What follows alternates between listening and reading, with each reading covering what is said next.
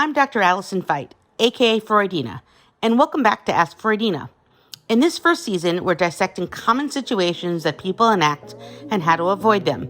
In this episode, we're looking at the ruler and subject enactment.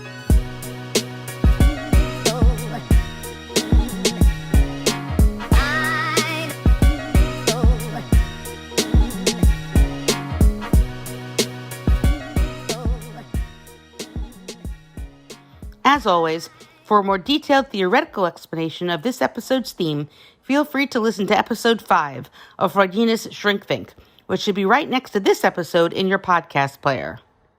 Hi, Freudina. I'm a 39-year-old woman from Australia, and my husband is one unhappy man. We've been together for about 15 years, and when I look back, I think he's probably always been a little bit depressed, but increasingly more so. And I can see how angry and frustrated he's getting. Especially now that we're in lockdown, it feels like things are getting worse. We have 2 young kids, and I can see in them that they're starting to display behavior to avoid Daddy when he's angry. I can see them modifying their play and just their instinctive behaviors so that they're not upsetting him, which actually makes me feel really sad. I can see that his job's really stressful, and I can hear him as he's working from home in meetings, and they're really intense. So I can understand why, but there generally isn't a good feeling. I'd love for him to do something, whether it's to leave his job or get some therapy, to see the family doctor, anything. But he refuses to get help, and he thinks that things will get better when, and then he'll insert an excuse for when things will get better. The thing is, things aren't getting better. So I guess my question is, can I make him get help? How do you help someone who won't help themselves? Thank you. Welcome, Australia. So glad to hear from you from across the pond and to hear that your struggles at being human are precisely our struggles in being human. I was really interested in your call because in today's podcast, we're talking about the parent-child or ruler-subject enactment, where one person is the rule giver and the other one is either the rule breaker or the rule keeper. And here you have a specific example where your husband is really withdrawing into what I would call a masochistic stance, where he is punishing himself and also everyone else around him. He is outrageous and withdrawn in so many ways, although it's entirely possible that he's depressed or at least dysphoric and is suffering a great deal. So I don't want to take that away from him because it really does sound like he's suffering a lot. But the question is, in his suffering, what is he enacting with you, and what are you about to do that's going to cause you guys trouble? So I'm glad you called in so we can try to alleviate some of that trouble, if at all possible. As far as I can tell, your husband's withdrawal is making him feel almost sadistic in some sense. His withdrawal is quiet, but a quiet act of rebellion that he does not wish to participate in family life the way he had been. You say that your kids are impacted by this and getting very nervous around him. So I'm getting the vibe that that hadn't been the way it was before, and that this is a new pattern that's developing, and it would be good to stop it in its tracks. So I'm really glad that that's happening for you. It always makes me a little bit sad to hear that kids are reacting to what's going on. I don't know how much of your own empathy for him is really there at this point. Sometimes the person who's feeling very depressed and is withdrawing has the expectation that the other partner will be very sympathetic and warm and nurturing without any boundary. It's almost like the person who's depressed calls for the rights and the property of being the child.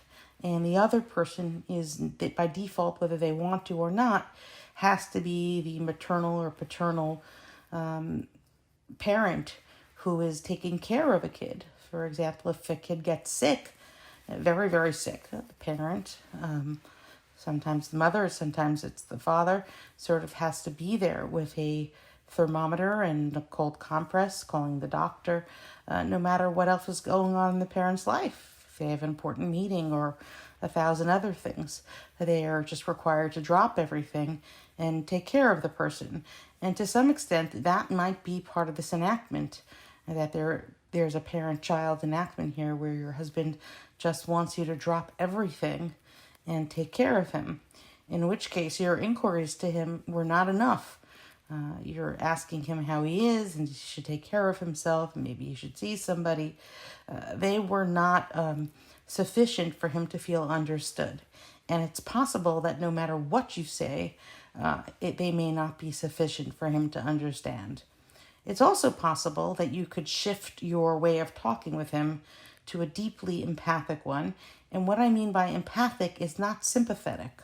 What I mean by empathic, although it would be good to be sympathetic as well, but empathy in this case, I'm talking about the ability to really put yourself in someone else's mind frame, really put yourself in their place and space in the world and to feel their feelings. So again, sympathy would be to feel bad for them or to feel some degree of connection to them, which is an outpouring of love. But here what I'm talking about is your ability to really feel their feelings. Now, I can't tell whether your husband is closing himself off, so it's simply not possible to do that, or whether you yourself are so irritated by his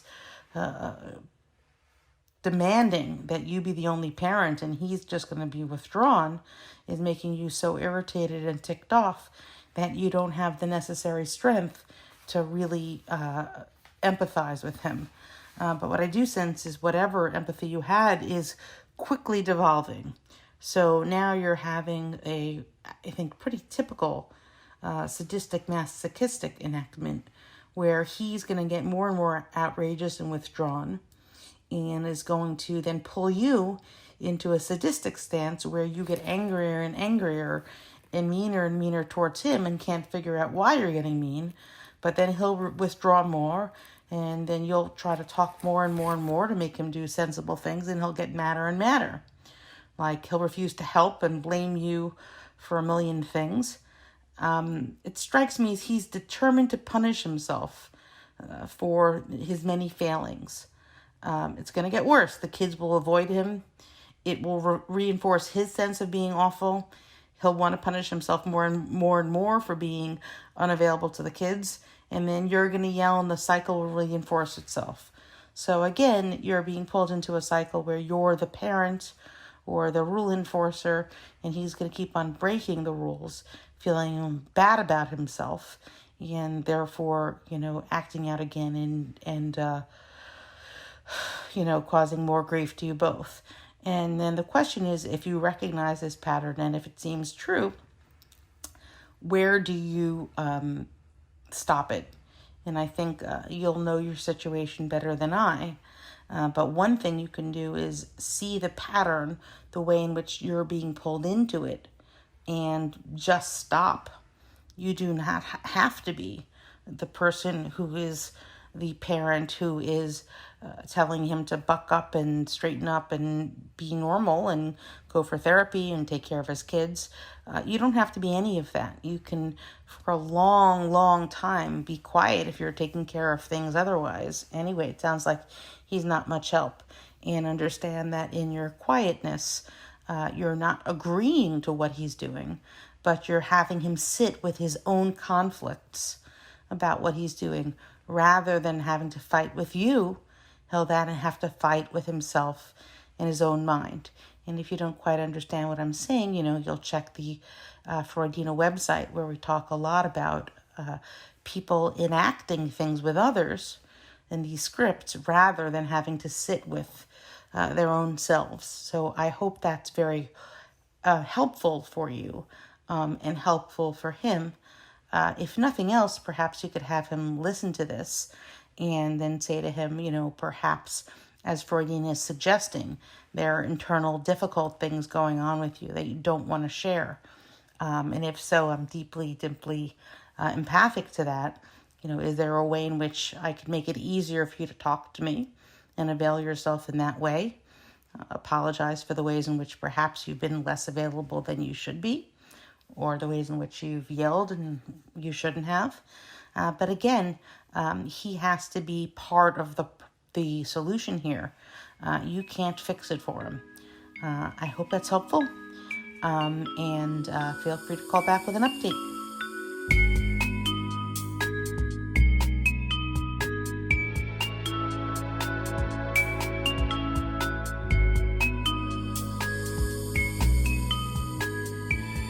And now it's time for Thoughts from the Couch with my friend, Dr. Michael Singer. Hello, Dr. Mike. This is Freudina. How are you? Hey, Freudina. I'm doing pretty well. It's great to hear your voice again. Of course, I'm laughing a little bit on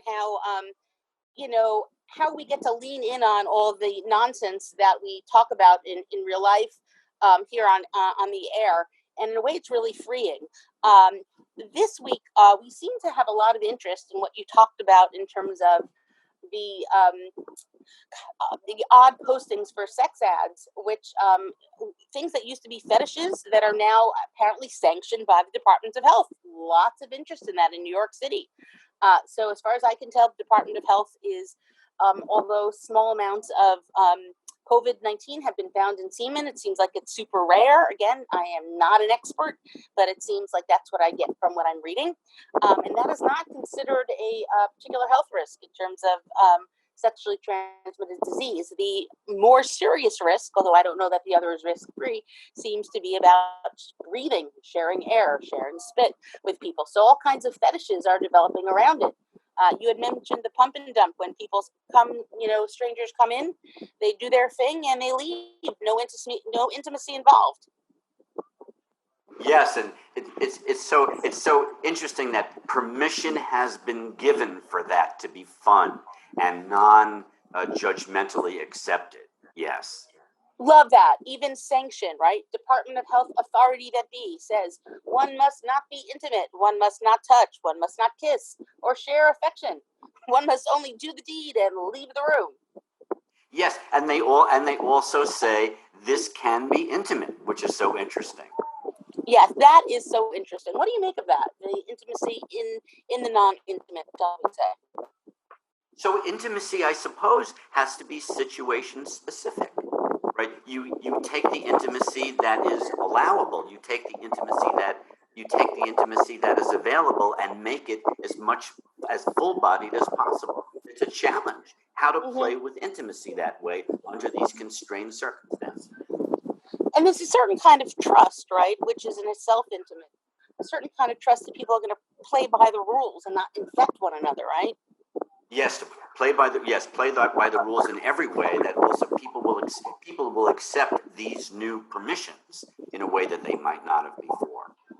Yeah, I mean that's very interesting. I mean when I'm contrasting, sort of the very overly moralistic person in my head saying pump and dump. Wow, that just sounds terrible, and a part of me saying actually that's what's being encouraged to a large extent by the Department of Health. Right? Hopefully you have some degree of safety that you know the person in some sense, but I'm not even sure that's practical. It's an odd thing. You're kind of being asked to do something that we've been told is forbidden. And is there something about that that's overtly erotic, do you think? Is it overly erotic to break the rules or to do something that people would have considered to be unacceptable or perverted? Yes. That's right. Yes. So we're not even only being given permission, we're being directed to break the rules, right? Directed to break what used to be social norms like forever and ever. Yes. Yeah. And that's very exciting. It reminds me actually of this finding in the literature we have about heterosexual women for so many years, which is that many heterosexual women have ravishment fetishes, and I'm not even sure you're familiar with it. I'm not. What does that mean? Yeah, so many women have the, I'm going to tell you a little bit about what I think about it culturally, and you can certainly disagree, which you do anyway. I don't know why I didn't need to give you permission there, but in any event, so much of our society has been about women being very restrictive about their own sexuality and their own availability to others, given the fact that for some it's a moral way to live, and it's about their own sense of privacy and sanctity of sexuality. And I think that there is real value that for many people, sex is a holy thing or a special thing or a spiritual thing, and they want sexuality to be grounded in monogamy or if not in intimacy. And I just wanted to say for my own self that part of being a person who tries to be accepting is being accepting of people who have very different ideas than I do on all sides. So there are people for whom sex and sexuality is going to be off the table right now with COVID. On the other hand, we have people who are really interested in freeing themselves from what they see as the constraints of patriarchy, where a woman who wanted to have a sexual needs granted was seen as a lousy human being. So part of, I think, the danger of being a woman was this fear of being raped or in some way sexually overtaken, which has been so common in society. And as you and I know, many fetishes are the things that we fear most in the world, that we take them, we eroticize them, and they become the thing we want, right? So for women who've had a fear of rape, I think, in this culture, so many women, it's a very high percentage. I think the last studies I saw are more than half of the population have a very persistent sexual desire to be overtaken in bed. And this is very disturbing, I think, for some feminists who feel like, why do women want to be overtaken in bed? But for people who are involved in long-term or short-term relationships, where they feel a certain degree of trust, this enactment of what's now being called a ravishment fetish for a while now, rather than a rape fetish, but a ravishment fetish is very exciting. And you can see in Harlequin novels and other kinds of love stories, it's more often than not that the woman, at least initially, is not interested, but a kind, loving, warm guy brings her around. But she has to sort of submit to his sexuality and not own her own. And I think that's cultural. What are your thoughts on that? Well, I think that also it's a fantasy for men too. Certainly for gay men to have specific roles during some of their sexual encounters where they are overwhelmed in a certain way, of course with consent, but overwhelmed and maybe ordered around, or various role plays like that. I think it's important to be able to do that. It widens the scope of the engagement during sex, particularly with long-term sexual relationships. It allows for sharing, of exchange of the exchange of roles that maybe one person in the relationship would be usually the initiator, or one person would be more the top. And now the roles are traded and made very explicit, and that in and of itself can be so exciting, I think, and so game-changing. I mean, in terms of the way I think heterosexual ravishment fantasies are played out are very similar to the pump and dump thing that you were talking about earlier, which is that so many people, it's really widely popular, have this idea that they will stage their role play scenes with their partners such that they'll have mutually agreed upon safety words and such, but they want the sense of being overwhelmed. And I was wondering, online now, when you were talking about pump and dump, is there more of a sense of people wanting to stage more ravishment experiences for themselves within safety constraints regarding COVID? But that would be interesting, since we're all so fearful of being overwhelmed by something unseen. Is there an attempt at mastery through sexuality that we put limits on and sort of consent to the unknown when we're in a deep unknown, right?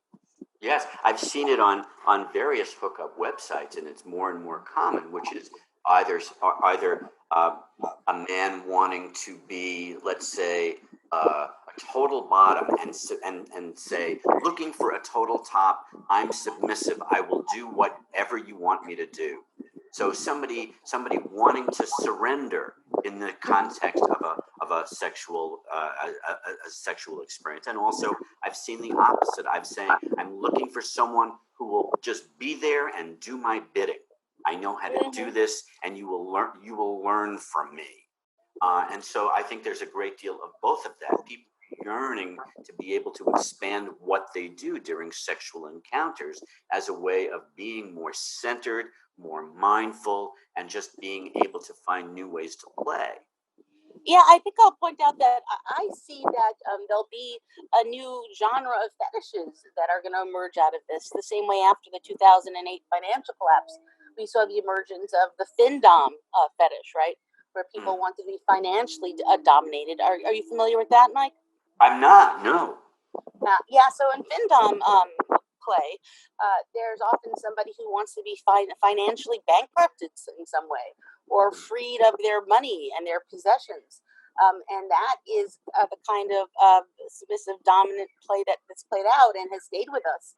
I'm told it's always existed, but in the last 12 or so years, it's become very prominent. And I'm wondering now, with our need to mask and our need to keep certain spaces free, that kind of anxiety around contamination, will it fuel future sexual encounters? I think the answer is yes. That these constraints are going to fuel just the way fears of rape have fueled ravishment fetishes. I'm thinking that these fears, right?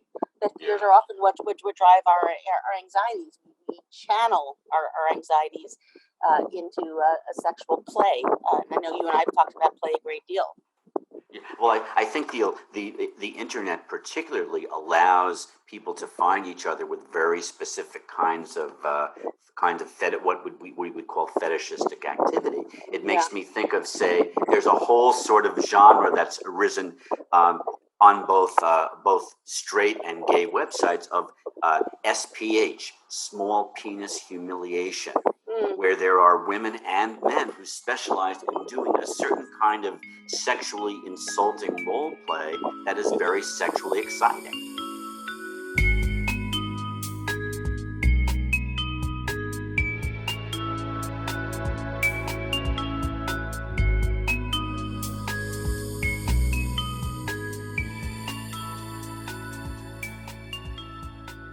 Hi, Freudina. I am looking for help. I guess, like a lot of people right now, I've been struggling a lot with quarantine, feeling really boxed in and hard to be around the same people all the time. I love my family, but I do see them, I guess, a little too often, and it's hard to manage, sort of like keeping familial relations afloat with so much tension, just because we see each other so much. And so there's that whole aspect that I'm dealing with. And then beyond that, I also just am feeling quite anxious. I've been sort of feeling like I should use this time to be creative and to do projects and things that I would normally tell myself I should be working on when I don't have the time. And now that I have the time, I feel sort of too anxious to actually do anything. And I don't know, something about being cooped up is just making it hard for me to actually produce anything. I could definitely use your help. Just curious to hear your thoughts. So would love to hear your response. Thanks so much. Hi, caller. So great to hear from you. This period of time has been challenging for everyone, and I know that many people listening to your call are absolutely empathically raising their metaphorical cheerleading pom-poms and saying, yes, that is me. Can you please help me? So thanks for calling in because I really think that you are symbolically calling in for many people across the nation and across the world. So many people have had variants of this call where they're talking about being cooped in with people that they love, but there being tension in the home, and that familial relations are strained in odd ways. Even though in some cases they're wonderful, other things are always going to be exaggerated when, as you said, people are boxed in. Things are reverberating off the walls. So one of the kind of funny things that people tend to ask me a lot is, how can I tell whether these things are my stuff or are really coming from other people? And I think your call actually holds a lot of that. In the beginning of your call, I really thought you were going to ask about how to get along with the people in your space, but that's not actually what you spoke about. You alluded to the problems with people in your space, but you really talked about your own sense of being cooped up. And I think your words were something about being cooped up stops you from being creative. And you use the word anxiety around it. And I really think that's true. Something about being cooped up, being stuck with oneself in an excessively small physical and emotional place does not allow the mind to roam, does not allow creativity to flourish for so many people until they find a way for it to happen. In your case, you're having trouble in that regard, I think very reasonably. It's not really an ideal setting for lots of different kinds of creative pursuits, although, again, some people are doing fine. Many, many people are not. And then there's this really strange enactment that in your case is happening internally. And I don't know whether it's happening with the members of your family and you, although I'm guessing it is, because you mention them and then you sort of don't. But in some sense, you can see how an enactment, your two scripts, are happening inside of you. One half of you is being like the authority, saying you have plenty of time and very few responsibilities. Create, do something productive, do it now. There's no excuse. And the other part of you is unable to perform and is in some way rebelling. Perhaps it's saying, look, I'm exhausted. It's hard enough to be here away from my usual life. Give me a break. And then the hard authoritarian part of yourself, the ruler or the parent, is saying, that's no excuse. You have all this time, so take a couple hours off and then be productive. And then the part of you saying, look, I really want to. I feel terrible about it, but this is just not, I can't think, I can't do anything here. So the parent or the ruler part of you is saying, listen, you have time, you have some space here, so take some space and then be creative and do useful things with your time. And then the other part of you is saying, look, it's just not that simple. It's not like I can just take some time and then be effective. It just doesn't work that way. Give me a break. And then the other half of you is simply not giving a break, is continuing to be demanding. So you feel worser and worser as time goes by. So it's important to look at this enactment, which is happening within you, because I suspect it must be happening with you and others in authority, whether it's a boss or whether it's with a colleague or a parent or a spouse. These kinds of patterns, if they're happening internally, seem to happen with others as well. So I'd say if you find yourself with a spouse or a significant other or a parent enacting this, realize that the thing you're acting out with the person are probably two aspects of yourself. And you've simply found a person with similar internal scripts that is acting out one half of the script. So in a way that's comforting, because you know that your values aren't very different than your own. What's the way out of this? The way out of this, of course, is to work yourself out of the binary, being overly demanding that because objectively there's lots of time and objectively there's all this space to do stuff. Doesn't mean that you're taking in all the other realities where, yes, it's true that you have a lot of space and time, but it's also true that you're completely away from the normal pattern of life. And the normal experiences of life, whether they're school or work or friends, that life as we knew it has stopped. And then the amount of adjustments necessary to this new social, emotional, physical space, which is highly medicalized and highly suspect to government regulation and all kinds of other things, just is a huge shift for all of us. And it would be odd to think that all of us could just radically, do that shift, create that pivot so quickly. It's just simply not an extended vacation. So the part of you that's talking to the parent or the ruler really has to just say very calmly, this is not an extended vacation. This is a huge life adjustment. And in that way, you'd see that you could give yourself some space and time. And I think if you lower the bar a lot and expect much less of yourself and have a lot of empathy for yourself, you'll find that as you are less and less angry with yourself, you will find much less need to either enter that space that we've alluded to in other episodes of comply or defy, which is the way that people deal with the parts of themselves or others who are issuing edicts, that you feel the urge to just buckle down and do everything that you're being told, which is the comply or defy, to do absolutely nothing and goof off. If you're able to give yourself some nuance there, you'll find yourself out of the binary and able to do a little of both or none or some at different periods of time. So thanks again, caller, for sharing this with us. I think that there are many, many, many people who are similarly finding themselves that they're berating themselves for not being as productive during this period of time.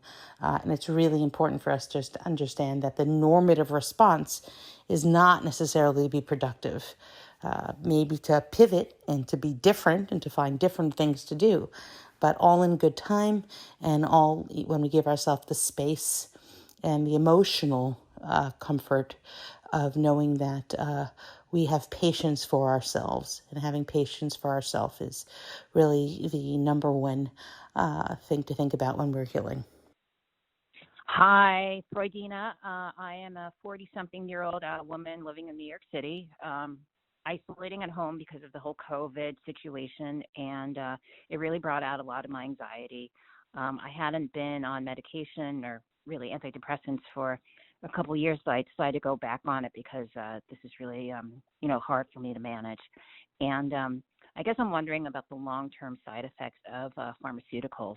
I have a lot of, I don't know if it's moral issues, but philosophical issues about taking them. I know I need them, but I really worry about the long-term effects. And, there's also that stigma of shame that I constantly struggle with. And I'm not quite sure how I manage it. I would just love, the input of a professional like yourself who might be able to give me some input going forward. Thank you. Caller, I have to say that this one really took me for a loop. Really odd to me. At first, I thought you were calling about a medical question. I'm, of course, not a medical professional. I was trained as a psychologist and then as a psychoanalyst. So I have some familiarity with medication, but it's certainly not anything I could give good advice on other than the usual. But I think that I heard in your voice some sense of imagined fantasy that you were being weak and endangering your health by relying on medication during this period of time, which doesn't seem to be correct at all. It seems to me that by using medication in this time safely and under the guidance of medical professionals, you're in fact saving your health. There seems to be a lot of moral, as I think you term them, and philosophical things involved in your taking of medication, which also seem to be related to what you call a sense of shame in taking them. And that I don't really understand. I've heard about it, but I don't really get it. Why you'd feel any more shame in taking a medication for depression or anxiety during this period of time seems odd. But there is an underlying sense that you are going to be punished in some way for being weak and needing to take the medication. And I think you're feeling this anxiety about being punished at a time when you're actually feeling anxious about your own health, which is particularly disturbing When people are feeling anxious about their health and well-being, the idea of being punished always flies into fantasies of being struck ill or killed or something else terrible. So, caller, I just want to reassure you in a practical way that as much as we like to think about unconscious fantasies, because understanding your unconscious fantasies and your enactments is what gets you out of them in the long term. In the short term, use your very conscious self to remind yourself that meds all have pluses and minuses, but these clearly have pluses that outweigh your minuses in the eyes of your medical professional, and that you have an internalized shame for which you feel you'll be punished because of some sort of perceived moral weakness around needing medication. But think back to where that came in, because you do seem to have a very punitive parent or a punitive ruler in your head who's telling you you're doing the wrong thing, a bad thing, a shameful thing. And I'm asking you to look at this script, this internalized script, where you feel like you're deserving punishment, and find the derivative. Once you find in your own mind the person or the people who made you feel this way, you'll be able to sort of think through who they were and what they meant, and you'll, in essence, be able to take the sting or the claws out of this. I'm not saying it'll disappear overnight, but hopefully in seeing the ways in which these shameful, terrible feelings of weakness were inculcated when you were in fact incorrect. I'll also point out to you for further incentive that it's very hard to be a good friend, and I'm guessing that you want to be a good friend. You sound like a very good person to other people when they're having difficulties. If you yourself have such high moral standards for people that you consider them weak or awful. Many people who are like you tell me, no, I have one standard for me and one standard for others. I'm perfectly fine with other people taking meds. But of course, that means you're just sort of second-class citizen your friends. That you just think, well, they're just made of weaker stuff than I am. It's okay for them. And that, of course, is no way to have a meaningful friendship. So, caller, yeah, if your doctors and other medical personnel think you should be on these meds, you stay on them. If you're feeling good and right, if you're not feeling well on them, then of course, figure out what isn't working for you. But good for you for, despite the fact that you're having internalized shame, which again must be from childhood, I'm guessing, staying on them anyway and working it through and becoming a stronger and better person. As you know, medication is no substitute for knowing yourself and getting psychologically on top of things. Both sound like they're necessary for you. But while you're on the meds and are feeling a little stronger and a little more yourself, I urge you to get into a good therapy or to use the various ways that are so available for us now to understand ourselves and our patterns, and to make for ourselves a better life. So hopefully your internalized pattern will be one that you can no longer enact with yourself or anyone else. And thank you so much for calling in. We really appreciate your call.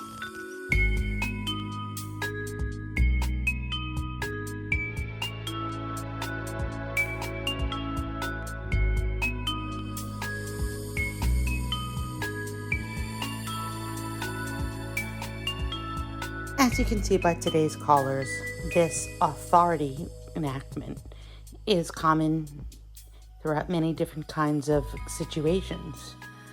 It can occur in marital situations, it could occur within an individual, it can occur between parent and child, between employer and employee. Basically, it's one person becoming harsher and harsher and more rigid about the rule that needs to be followed, and the other person being tortured by the only options being to give in and follow the rule, which doesn't feel too good because there's really no buy-in, or to revolt, which is also not good because it doesn't lead to anything productive. The problem with people who are feeling in the power of the enactment is they only feel the binary. They really only feel this inflexible rule giver who will give them no space to negotiate or navigate or even talk to the person. It's almost like a robot's giving you instructions. And if you don't listen to the instructions, then you will be tortured or killed. Sort of like a faceless person who you can't even talk to or chat with. In fact, of course, that's not true. Most people who are rule givers, who try to enact protocols, do the best they can to think of rules and want the best outcomes, irrespective of what it says on the paper. It's not that there aren't any petty bureaucrats in the world, but most people are not like that.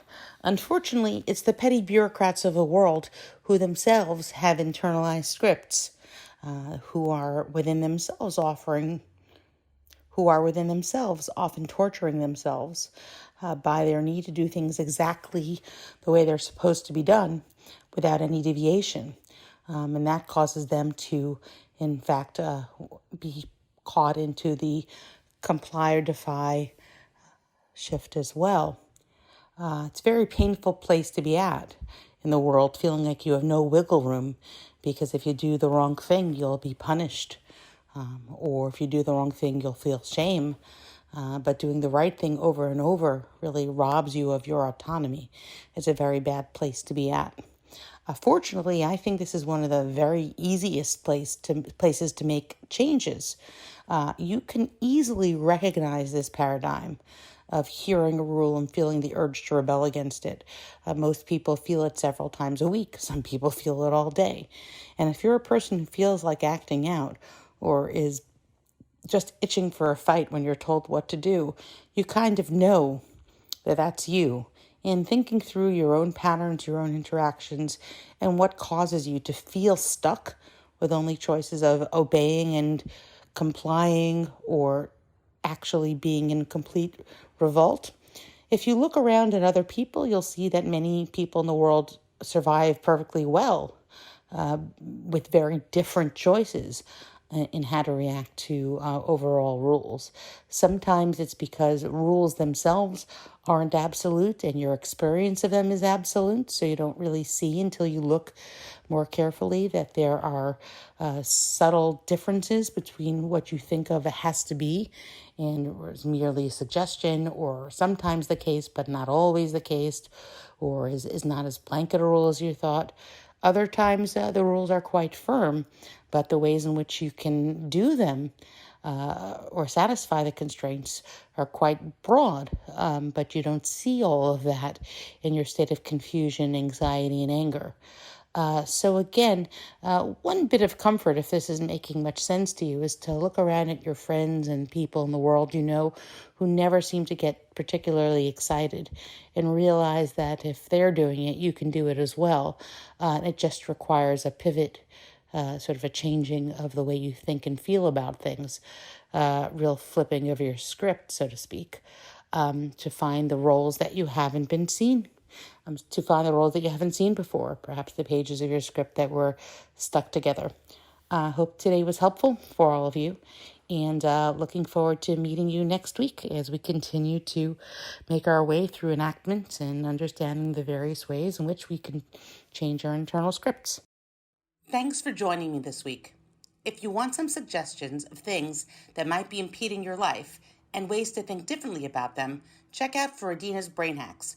These 5 quick and easy brain hacks will give you some insight into why you do the things you do, so you can start approaching your life with more control and a touch less crazy. Grab them at www.freudina.com/hacks.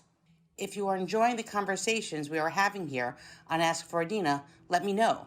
Head over to iTunes and leave me a rating and review. The more love we get, the more people we reach. Thanks for your support, and I'll see you in the next episode.